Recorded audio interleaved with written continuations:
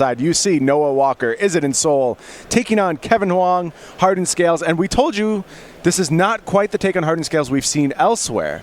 Craig, what's unique about this deck list? So we start with the core with the Hardened Scales and the Winding Constrictors. We have Once Upon a Time. We have some Planeswalkers, so it looks similar, but then we've replaced the mana creatures for Experiment 1 and Pelt Collector. There's Rishkar in here, and this deck's just looking to go beatdowns. Yeah. Right, from the early turn. So if you have those awkward draws, you don't have Hardened Scales, your creatures still have the ability to snowball out of control. I will tell you, this is what the earlier builds of Hardened Scales looked like in the past. And these were the ones that I think struggled a little bit in the PTQ metagame. But Kevin Hoang saying this deck still has legs. Going to lead with an Experiment 1. Noah Walker attacks with Ginger Brute. Kevin Hoang going to offer up the trade. Experiment 1 heads to the bin, as does the Ginger Brute. Hope of Girapur is the follow-up for Noah Walker. Kevin says, I don't want that on the battlefield either. Just going to play a Walking Ballista on 2, throw a point of damage at the Hope immediately. Kevin looking to keep the battlefield very clean here. Yeah, this is interesting. I think Noah was a little surprised about the trade with the Ginger Brute there. But Kevin's saying, hey, as long as nothing happens terrible to me in these first couple of turns, my late game is more powerful than yours is. Yeah, I like Kevin's approach to the matchup. Has a very clear idea how he wants to play it and is looking to execute on that game plan. Here's a Walking Ballista on 2 in response to Noah's Stonecoil Serpent for 3, but here's a big play and Soul Artifact. That's going to make that Stonecoil Serpent an 8/8 trampler as it rushes into the battlefield. Kevin Hoang going to take a big hit here. Does he have an answer to that Stonecoil Serpent? It'll end the game in a hurry if not. Yeah, and game 1, Kevin doesn't have a lot of action against a huge creature. He doesn't have removal in his deck. It's all about tussling in combat. Right. So it looks like his response is going to be his own Stonecoil Serpent, much smaller than Noah's, though. And this game could just be over.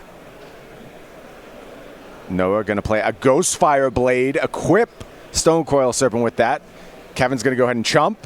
A lot of damage still headed his way, though, and here's a Wild Slash, and that means Noah Walker takes down game 1 just like that. 2 minutes long. Yeah, and Kevin, I think he thought about blocking there, decided he wasn't blocking. That makes sense. And then the burn spell finished him off. But you see the synergies with the Ensoul Artifact, along with creatures that have counters and creatures that have the artifact creatures with good abilities. Getting that 8/8 that also has trample, so huge. Let me tell you something, Craig. One of the clear signs of a player that's just dialed in and feeling themselves is playing swiftly, playing with confidence. Noah Walker absolutely did that game. I love the pace of play. All the time we watch Noah, he's always good at navigating the decks that he plays, and it plays at a very brisk pace. I would say the same of Kevin as well. Kevin looked like he had a very clear plan in that matchup. Just Noah's draw lined up very well, got very big on the battlefield very quickly, and game 1 goes to Noah Walker. We're going to go to sideboards now. We don't have that graphic ready for you quite yet. Oh, yes, we do. Look at that. Bang. Graphics just like that. We'll start over on Kevin Hoang's side. There you see 3 Fatal Push, 3 Thoughtseize, 2 Noxious Grasp, 2 Blight Beetle, 2 Questing Beast, a Golgari Charm, a Hangerback Walker, and a Scavenging Ooze. Craig, how are you supposed to play this matchup from Kevin's side? You know what Blight Beetle does? I know it prevents you from putting counters on everything. Is that correct, or is it just green creatures? I believe it has protection from green and prevents counters from going on creatures. Okay. We'll get that one dialed up. Either way, I'm not even sure I like Blight Beetle in this matchup. It's just such an interesting sideboard card. Yeah. I had to bring it up. If I'm on Kevin's side of the board, I think I just want the 3 Fatal Push to come into the deck. There's some interest in something like Questing Beast, where if you think the game's going to be more mid-rangey, it trades with everything because of its Death Touch. It's big on the board. It's a more high-impact card, especially if you're trying to shave a few of your earlier drops. But I would just lean towards cutting some Fatal Pushes. Kevin's going to be on the play this game. Hopefully he comes out with a 1-drop that grows and grows and grows. Just so you know, Blight Beetle, 1/1 insect protection from green. Creatures your opponents control can't have +1/+1 counters placed on them. Meanwhile, over on Noah's side, we are looking at 3 Stubborn Denial, 3 Roast, 3 The Antiquities War, 2 Blazing Valley, 2 Hangerback Walker, a Mystical Dispute, and a Disdainful Stroke. A lot of control magic there in Noah's sideboard. What do you want to do if you're in Noah's seat? Yeah, this is interesting to see which way Noah goes. I think the Roast are just easy inclusions. It's such a versatile card because of the amount of damage that it deals. Only 2 mana, and it's going to kill almost anything every time you want it to. And then it's a question of, does he feel like this is a more controlling matchup where it's going to be grindy? They're both playing more removal, and he wants Antiquities War to go over the top in the mid game. So we'll see if he goes that route. Hangerback Walker is kind of a similar card where if you feel like the game slows down a little bit, this creature's going to grow along the way and then produce some 1/1s on the back end, then I can see that card coming in as well. Yeah, this game, the sideboarding plans here for both players going to be determined a lot by role assessment. What kind of role they want to play in the matchup will dictate exactly what cards they need to achieve that role. And I think there's going to be some jockeying for position as to what deck gets to take which role in these games. Well, Greg, we've watched a lot of Pioneer thus far today, and I will tell you one thing definitively about Pioneer. If you want to participate in this format, you need basic lands.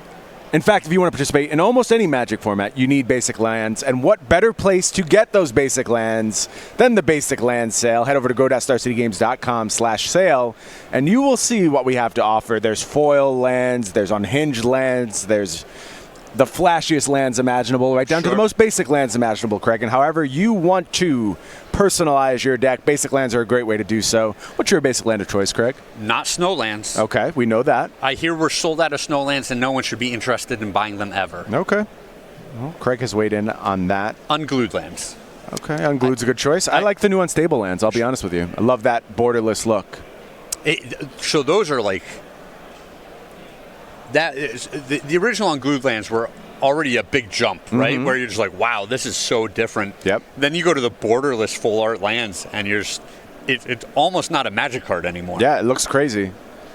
I love it, though. One of the things I really like about it is when you are playing fetch lands, obviously you can't do that in Pioneer, but I like that you can find them very quickly at just fanning out your deck. I used to play white bordered basics for that reason. Yep.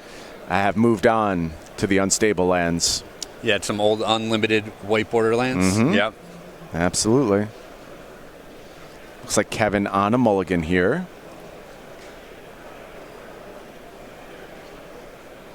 Deck doesn't generate a lot of card advantage. We saw that from Edgar Magalhaes last round. His opponent just got enough removal spells to answer everything, and Edgar had a really hard time clawing back into the game. This is obviously a little bit different setup for Kevin, but the same problems are at hand if you have to mulligan a lot. Yeah, but on the flip side, I think it's important to mulligan because this deck needs to get onto the board early. Very true. It's a little less combo-y than the other black-green Constrictor decks that we see, and so it needs that turn 1, Experiment 1, or Pelt Collector, turn 2 play, snowball from there. Yeah, and Kevin has the Pelt Collector.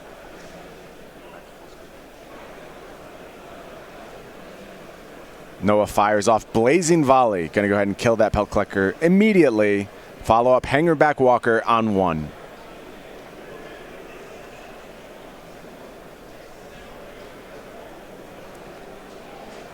Kevin Hoang, powerful 3-mana Planeswalker. It's Nissa entering the battlefield. That's going to go ahead and plus, make a plant. It's interesting that we see Blazing Volley. You had been talking about cards that you thought should see more play. And Blazing Volley is very similar to those cards that you were listing. Yeah, I think this is a fine pickup. Here's a Ginger Brute on the offensive. Gonna check that Nissa just a little bit.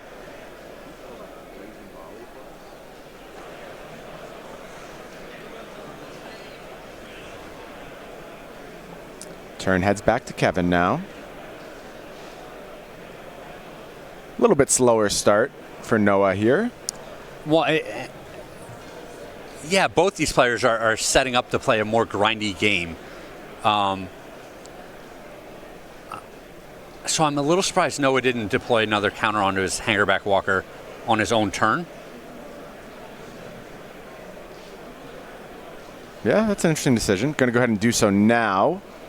Believe in response to this Walking Ballista? No, in response to the Nissa minus?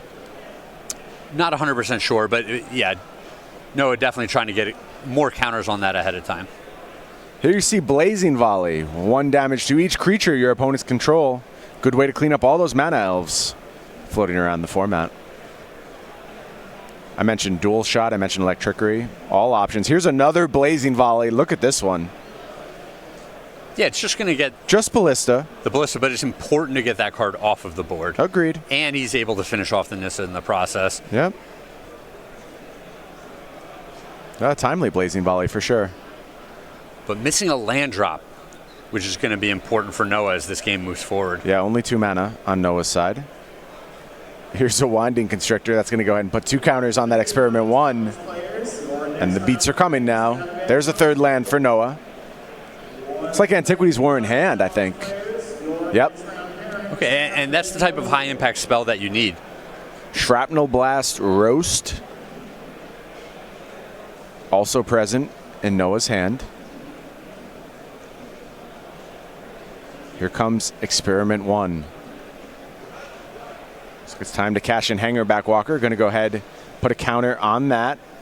After we've blocked, going to sacrifice it to Shrapnel Blast, kill Winding Constrictor, and bring down 3 1/1 Thopter tokens. All right. Saves a lot of life, makes a bunch of blockers, stretches this game out a little bit more, and we know Noah very close to deploying Antiquity's War.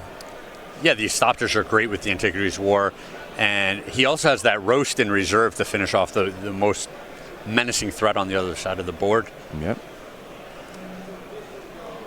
Skilled Animator from Noah. That's going to go ahead and make one of the Nick Millers a 5/5.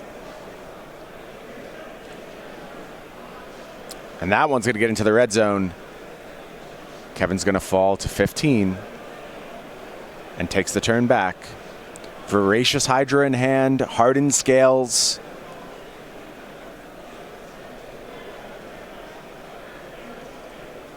Here come the beats from Kevin. Yeah, this is an interesting spot. Noah's going to do a little chumping. So he could have put all 3 creatures in front of the Serpent on the other side, but he would have gotten blown out by that Fatal Push. He made the more conservative play, and it was definitely right in that situation. Noah drew an Ensoul Artifact, I believe, but already has the Skilled Animator, and that's going to be another attack from the big Nick Miller. Kevin falls to just 10. Here comes Experiment 1 again. Going to go ahead and keep that Stonecoil Serpent back on defense this time. Winding Constrictor once more.